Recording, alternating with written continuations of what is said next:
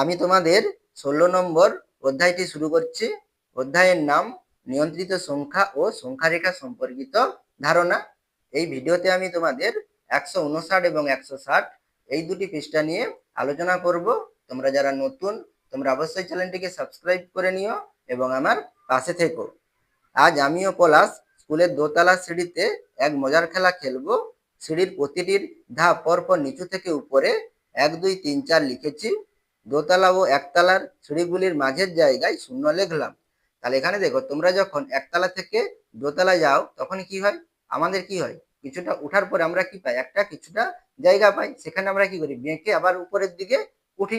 তাহলে এখানে যেই জায়গায় আমরা কত লিখবো, এই মাঝের জায়গায় আমরা কত লিখবো, শূন্য লিখবো। তাহলে এখানে দেখো তোমাদের সেই শূন্যটা লেখা রয়েছে। খেলার নিয়ম হলো, আমি যেই সংখ্যার ধাপ বলবো সেখানে পলাশকে গুটি ছুঁড়ে রাখতে হবে। যদি গুটি সেই ধাপে পড়ে তবে সিঁড়ির সেই ধাপে পলাশ গিয়ে দাঁড়াবে। আবার যদি গুটি সেই সংখ্যার ধাপে না পড়ে তবে পলাশকে 3 ধাপ নিচে নেমে আসতে হবে। আবার পলাশও আমাকে এইভাবে নির্দেশ দেবে। তাহলে এখানে দেখো, তোমরা দুজনে কোথায় দাঁড়াবে, এই মাঝখানে শূন্যতে দাঁড়াবে। এখান থেকে তোমাদের কি করতে হবে, গুটি ছুঁড়ে এখানে রাখতে হবে, মানে যেই সংখ্যার ধাপে বলবে সেখানে তোমাদের রাখতে হবে। যদি তোমরা পারো তাহলে কি হবে, তোমরা সেখানে গিয়ে দাঁড়াবে। আর যদি না হয় তাহলে তোমাদের কি করতে হবে, তোমরা সেই অবস্থায় যেখানে দাঁড়িয়ে থাকবে সেখান থেকে তোমাদের কি করতে হবে, 3 ধাপ নিচে নেমে আসতে হবে। প্রথমে পলাশ আমাকে 4 সংখ্যার ধাপে গুটি ছুঁড়তে বললো। তাহলে তোমার কত সংখ্যার ধাপে বলেছে, 4 সংখ্যার ধাপে। আমি ঠিকমতো গুটি ছুঁড়লাম, সেখানে গিয়ে দাঁড়ালাম। তাহলে তোমাকে পলাশ কত সংখ্যার ধাপে বলেছিল, 4 সংখ্যার ধাপে বলেছিল। আর তুমি কি ঠিকভাবে গুটিটি ছুঁড়েছো, তাহলে তুমি এখানে কোথায় দাঁড়াবে, 4 নম্বর ধাপে গিয়ে দাঁড়াবে। এবার আমি পলাশকে, এবারে তুমি পলাশকে কি বলেছো, পলাশকে 2 সংখ্যার ধাপে গুটি ছুঁড়তে বললাম। তাহলে এখানে তুমি পলাশকে কত সংখ্যার ধাপে বলেছো, 2 সংখ্যার ধাপে বলেছো। সে সেই মতো গুটি ছুঁড়ে 2 সংখ্যার ঘরে গিয়ে দাঁড়ালো। তাহলে সেও কি করেছে, 2 সংখ্যার ঘরে গুটিটি ছুঁড়তে পেরেছে। সে তাহলে কোথায় দাঁড়াবে, পলাশ 2 নম্বর ঘরে দাঁড়াবে। তাই জন্য আমি এখানে পি লিখলাম। পলাশ কোথায় দাঁড়াবে, 2 নম্বর ঘরে দাঁড়াবে। এরপরে কি বলেছে দেখো, সে সেই মতো গুটি ছুঁড়ে 2 সংখ্যার ঘরে গিয়ে দাঁড়ালো। তাহলে 2 সংখ্যার ঘরে কে দাঁড়াবে, পলাশ দাঁড়াবে। আর তুমি কত নম্বর ঘরে দাঁড়াবে, 4 নম্বর ঘরে দাঁড়াবে। এবার পলাশ বলল, তুমি 7 সংখ্যার ধাপে গুটি ছুঁড়ে ফেলো। তাহলে পলাশ তোমাকে কত বলেছে, 7 নম্বর ধাপে। তাহলে তুমি এই 4 নম্বর থেকে কত নম্বর ধাপে ফেলাবে, 7 নম্বর ধাপে ফেলাবে। এখানে 7 নম্বর লেখা নেই, তাহলে এখানে তোমার 7 নম্বর সিঁড়ির ধাপে তোমাকে ফেলাতে হবে। আমি ঠিক মতো ফেলে 7 সংখ্যা ধাপে গিয়ে দাঁড়ালাম। তাহলে এখানে তুমি কি করবে, 4 সংখ্যা থেকে তুমি 7 নম্বর ধাপে গিয়ে দাঁড়াবে। এরপরে দেখো কি বলেছে, তুমি এবার 6 সংখ্যার ধাপে গুটি ছুঁড়ে ফেলো। তাহলে এখানে দেখো, মেয়েটি অর্থাৎ তুমি কাকে বলছো, পলাশকে বলছো। তুমি এবার 6 সংখ্যার ধাপে গুটি ছুঁড়ে ফেলো। কত সংখ্যার ঘরে, 6 নম্বর সংখ্যার ঘরে গুটি ছুঁড়তে বলেছো। পলাশ কিন্তু এবারে গুটি ছুঁড়তে পারলো না। তাহলে পলাশ কি 6 নম্বরের ঘরে গুটি ছুঁড়ে রাখতে পারলো না। তাই তাকে 2 সংখ্যার সিঁড়ির ধাপ থেকে 3 ঘর নিচে নেমে আসতে হবে। তাহলে পলাশ কোথায় ছিল, 2 নম্বর ঘরে ছিল। তাহলে না পারলে কত নম্বর সিঁড়ি নিচে আসতে হবে, 3 নম্বর, মানে 3 ঘর ধাপ কি নিচে নেমে আসতে হবে। তাহলে এখানে সে কোথায় দাঁড়াবে, তাহলে 1 ধাপ 2 ধাপ 3 ধাপ, তাহলে কোথায় দাঁড়াবে পলাশ, এইখানে কি করবে, পলাশ এখানে দাঁড়াবে, সেটাই বলেছে। কিন্তু কিভাবে নামবে, শূন্যের নিচে কোনো সংখ্যা পাবো। তাহলে এখানে দেখো, আমরা শূন্যের উপরে কি 1 2 3 4 5 পাই, আমরা যে শূন্যের নিচে কি কোনো সংখ্যা পাই, নিচে কোনো আমরা সংখ্যা পাই না, সেটাই বলেছে। কিন্তু কিভাবে নামবে, শূন্যের নিচে কোনো সংখ্যা পাবো। তাহলে আমরা কি শূন্যের নিচে কোনো সংখ্যা পাই, আমরা কোনো সংখ্যা পাই না। তাই আমরা দোতলা থেকে একতলা পর্যন্ত উপর থেকে নিচে আবার 1 2 3 4 লিখে ফেললাম। তাহলে এখানে আমরা কি করবে, তোমরা এই শূন্যের পরে নিচের দিকে 1 2 3 4 এভাবে তোমরা লিখবে, সেটাই বলেছে। সেই সংখ্যাগুলো শূন্যের থেকে কম বোঝানোর জন্য একটি চিহ্ন দরকার। তাহলে এখানে দেখো, এখানেও আমরা 1 2 3 4 করে লিখবো, আর নিচেও কি লিখবো, 1 2 3 4 করে লিখবো। তাহলে এখানে এই সংখ্যাগুলো কি আমাদের কি শূন্য থেকে ছোট, সেই জন্য এখানে আমাদের একটা কি দিতে হবে, চিহ্ন দিতে হবে। তাহলে এখানে আমাদের শূন্য থেকে ছোট বলে সেই জন্য আমরা এখানে কি লিখবো, তাহলে -1 মানে মাইনাস -1 -2 -3 -4 -5। আর উপরের দিকে আমরা কি লিখবো, তাহলে +1 +2 +3 +4 +5, এভাবে আমরা সিঁড়িগুলোতে লিখে নেব। তাহলে এই সংখ্যাগুলো শূন্যর থেকে কম বোঝানোর জন্য একটি চিহ্ন দরকার। শূন্য থেকে বিয়োগ করে পাচ্ছি, তাই এই সংখ্যাগুলির আগে বিয়োগ চিহ্ন দিলাম। তাহলে এর আগে আমরা কি দেবো, বিয়োগ চিহ্ন দেব। তাই পলাশ -1 লেখা সিঁড়িতে দাঁড়ালো। তাহলে সে এখানে 2 নম্বরে ছিল, তাহলে 2 নম্বর থেকে কোথায় দাঁড়াবে, -1 সিঁড়িতে এসে দাঁড়াবে। এরপরে পরবর্তী পৃষ্ঠাটি দেখো, 160 নম্বর পৃষ্ঠাটি। মাঝে মাঝে আমরা স্কুলে বন্ধুরা মিলে শনিবার ছুটির পরে খাওয়া দাওয়া করি, তাই আমরা কখনো চাঁদা তুলি, আবার কখনো বাড়ি থেকে খাবার এনে সবাই মিলে ভাগ করে খাই। আজ আমরা সবাই 10 টাকা করে চাঁদা তুলবো ঠিক করেছি। তাহলে কত টাকা করে চাঁদা তুলবে? 10 টাকা করে চাঁদা তুলবে। তাহলে আজ আমরা সবাই 10 টাকা করে চাঁদা তুলবো ঠিক করেছি। আমার বন্ধু প্রভাতের কাছে 10 টাকা নেই, তাহলে কার কাছে 10 টাকা নেই?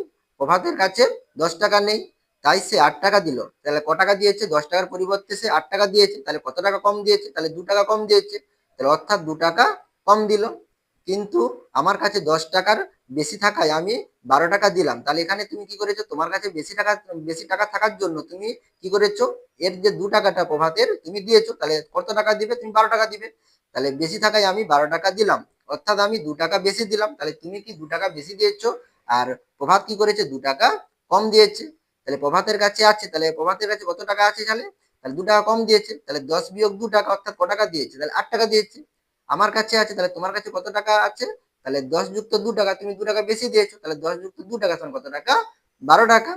তাহলে 10 টাকার 2 টাকা বেশি, তাহলে 10 টাকার 2 টাকা কি বেশি, অর্থাৎ কত টাকা হবে? 12 টাকা। 10 টাকা থেকে যদি 2 টাকা বেশি হয় তাহলে কত টাকা হবে? 12 টাকা। অর্থাৎ 10 টাকার সাথে 2 টাকা যোগ করে পেলাম। তাহলে আমরা 10 টাকার সঙ্গে 2 টাকা যোগ করলে কত টাকা পাবো? 12 টাকা পাবো। আবার 10 টাকার 2 টাকা কম, তাহলে কি প্রভাত কি করেছে? 2 টাকা কম দিয়েছে। তাহলে 10 টাকার 2 টাকা কম, অর্থাৎ তাহলে কত টাকা হবে? 8 টাকা হবে। তাহলে 10 থেকে আমরা 2 টাকা বিয়োগ করবো, তাহলে কত টাকা হবে? 8 টাকা। অর্থাৎ 10 টাকা থেকে 2 টাকা বিয়োগ করে পেলাম। তাহলে এখানে আমরা 10 টাকা থেকে 2 টাকা বিয়োগ করলে কত টাকা পাবো? 8 টাকা পাবো। তাহলে বেশির বিপরীত কি? কম। তোমরা সবাই জানো বেশির বিপরীত কম। আর যোগের বিপরীত কি হবে? তাহলে যোগের বিপরীত কি হয়? বিয়োগ হয়। তাহলে এখানে আমরা কি লিখবো? বিয়োগ লিখবো। আমার কাছে 2 টাকা বেশি আছে, তাহলে তোমার কাছে ক টাকা বেশি আছে? 2 টাকা বেশি আছে। তাই আমার কাছে তাহলে 2 টাকা বেশি, সেই জন্য দেখো প্লাস 2 টাকা মানে যোগ 2 টাকা বেশি আছে, তাহলে 2 টাকা বেশি আছে। প্রভাতের কাছে 2 টাকা কম আছে, ক টাকা কম আছে? 2 টাকা কম আছে। তাই প্রভাতের কাছে তাহলে -2 টাকা বেশি আছে। তাহলে এখানে দেখো তার কাছে ক টাকা আছে? 2 টাকা তো কম আছে। তাহলে এখানে কি লেখা রয়েছে? দেখো বেশি লেখা রয়েছে। কারণটা কি? এখানে দেখো আমাদের বিয়োগ 2 দিয়েছে, সেই জন্য এখানে কি লেখা রয়েছে? বেশি কথাটা লেখা রয়েছে। তাহলে প্রভাতের কাছে -2 টাকা বেশি আছে। আমি যদি এমন ভাবে দেখি তাহলে কমের বিপরীত কি? বেশি। এবং তাই বিয়োগের বিপরীত কি হবে? তাহলে বিয়োগের বিপরীত কি হবে? যোগ হবে। তাহলে এখানে আমরা কি লিখবো? যোগ লিখবো। তাহলে এখানে বিয়োগের বিপরীত কি? যোগ। তাহলে এখানে দেখো 10 টাকা ছিল, তাহলে এখানে তুমি 2 টাকা বেশি দিয়েছো, তাহলে 10 যুক্ত 2 সমান কত টাকা হবে? 12 টাকা হবে। আর প্রভাত কি করেছে? 2 টাকা কম দিয়েছে, তাহলে 10 বিয়োগ 2 সমান কত টাকা হবে? 8 টাকা হবে। তাহলে এখানে দেখো কি বলেছে? এই যে 12 টাকা ছিল, 12 টাকাটা বলেছে 12 থেকে +2 কম। তাহলে এখানে দেখো আমরা যদি এই 12 থেকে 2 টাকা কম করি তাহলে আমরা কত টাকা পাবো? 10 টাকা পাবো, সেটাই বলেছে। তাহলে 12 থেকে +2 কম, তাহলে +2 কম হলে তাহলে কত টাকা হবে? তাহলে 12 থেকে 2 বিয়োগ করলে কত হবে? 10 হবে, সেটাই বলেছে। 12 বিয়োগ 2 সমান কত? 10। আর 8 থেকে -2 কম, তাহলে এখানে দেখো আমরা যদি এই 10 থেকে 2 বিয়োগ করে কত পেয়েছি? 8 পেয়েছি। তাহলে এখানে আমরা যদি এই 10কে নিয়ে আসতে চাই তাহলে আমাদের কি হবে? তাহলে এখানে আমরা যদি 8 থেকে 2 বিয়োগ করি তাহলে কত হবে? 6 হবে। তাহলে 6 কি হবে? এখানে আমাদের কত আছে? 10 আছে। তাহলে 8 থেকে -2 কম, তাহলে 8 থেকে যদি -2 কম করি তাহলে কত হবে? তাহলে 8 থেকে -2 কম, অর্থাৎ 8 থেকে 2 বেশি। তাহলে এখানে 8 থেকে কি হবে? 2 বেশি হবে। তাহলে কি হবে? তাহলে 8 এর সঙ্গে আমরা 2 যোগ করলে কত পাবো? 10 পাবো। তাহলে অর্থাৎ 8 থেকে 2 বেশি, তাই 8 যুক্ত 2 সমান কত হবে? 10 হবে। এরপরে দেখো আবার 10 টাকার x টাকা বেশি হলে, তাহলে 10 টাকা থেকে x টাকা যদি বেশি হয় তাহলে কি হবে? 10 যুক্ত কত হবে? x টাকা। আর 10 টাকার x টাকা কম হলে, তাহলে কম হলে কি হবে? 10 বিয়োগ কত হবে? x টাকা হবে। তাহলে এখানে দেখো 10 টাকার x টাকা কম হলে তাহলে কি লিখেছে? 10 বিয়োগ x টাকা। আর এখানে দেখো 8 এর থেকে -2 কম, তাহলে এখানে কিন্তু কি করেছে? দেখো যোগ করেছে। তাহলে এখানে দেখো এখানে আমাদের মাইনাস চিহ্ন আছে, -2। এখানে কিন্তু দেখো -x কথাটা এখানে লেখা নেই, সেই জন্য এখানে আমরা কি করব? 10 টাকার x টাকা কম সমান আমরা কি লিখবো? 10 বিয়োগ x লিখবো। তাহলে 10 টাকার x টাকা বেশি মানে কত? 10 যুক্ত x টাকা। আর 10 টাকার x টাকা কম মানে কত হবে? 10 বিয়োগ x টাকা। সেটাই তোমাদের এখানে ছকের মাধ্যমে দেখিয়েছে। অতএব 10 যুক্ত x সমান কত লিখবো? 10 যুক্ত x। আর 10 বিয়োগ x সমান কত লিখবো? 10 বিয়োগ x। আশা করি তোমরা এই দুটি পৃষ্ঠার অঙ্ক বুঝতে পেরেছো। তোমরা অবশ্যই চ্যানেলটিকে সাবস্ক্রাইব করে নিও এবং আমার পাশে থেকো।